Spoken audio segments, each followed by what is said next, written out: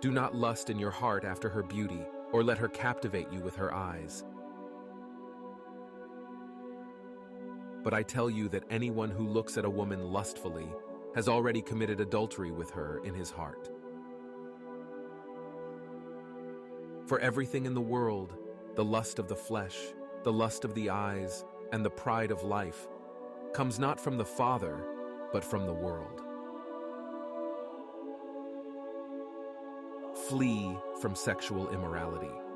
All other sins a person commits are outside the body, but whoever sins sexually sins against their own body.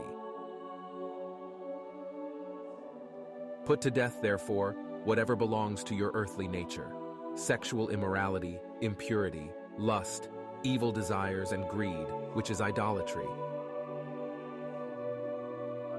It is God's will that you should be sanctified, that you should avoid sexual immorality, that each of you should learn to control your own body in a way that is holy and honorable.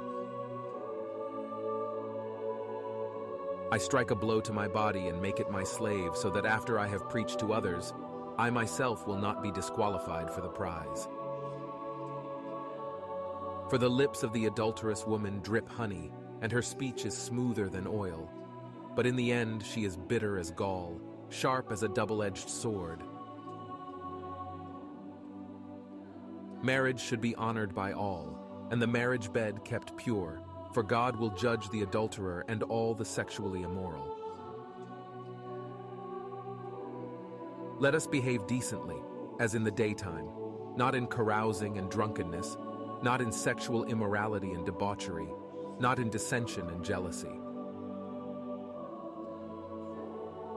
For it is from within, out of a person's heart, that evil thoughts come: sexual immorality, theft, murder, adultery, greed, malice, deceit, lewdness, envy, slander, arrogance, and folly. Therefore, do not let sin reign in your mortal body, so that you obey its evil desires. The world and its desires pass away, but whoever does the will of God lives forever. So I say, walk by the Spirit, and you will not gratify the desires of the flesh. Flee the evil desires of youth and pursue righteousness, faith, love, and peace, along with those who call on the Lord out of a pure heart. Therefore, brothers and sisters, we have an obligation, but it is not to the flesh, to live according to it. For if you live according to the flesh, you will die. But if by the Spirit you put to death the misdeeds of the body, you will live. Do not be deceived. God cannot be mocked. A man reaps what he sows. Whoever sows to please their flesh, from the flesh will reap destruction. The mind governed by the flesh is death, but the mind governed by the Spirit is life and peace.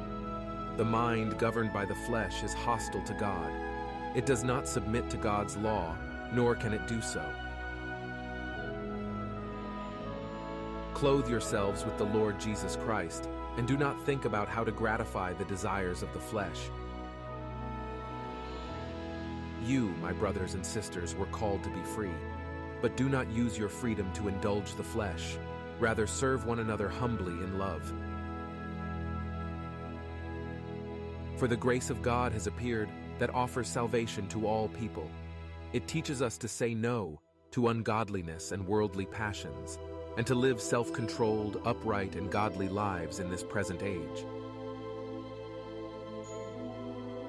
But among you, there must not be even a hint of sexual immorality, or of any kind of impurity, or of greed, because these are improper for God's holy people.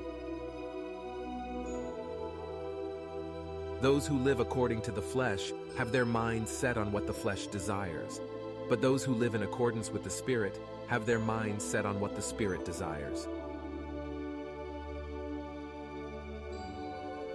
So if you think you are standing firm, be careful that you don't fall.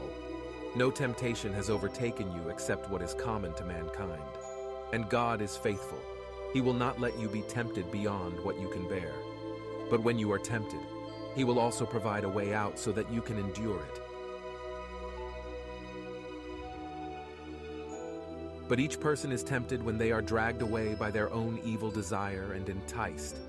Then, after desire has conceived, it gives birth to sin. And sin, when it is full grown, gives birth to death.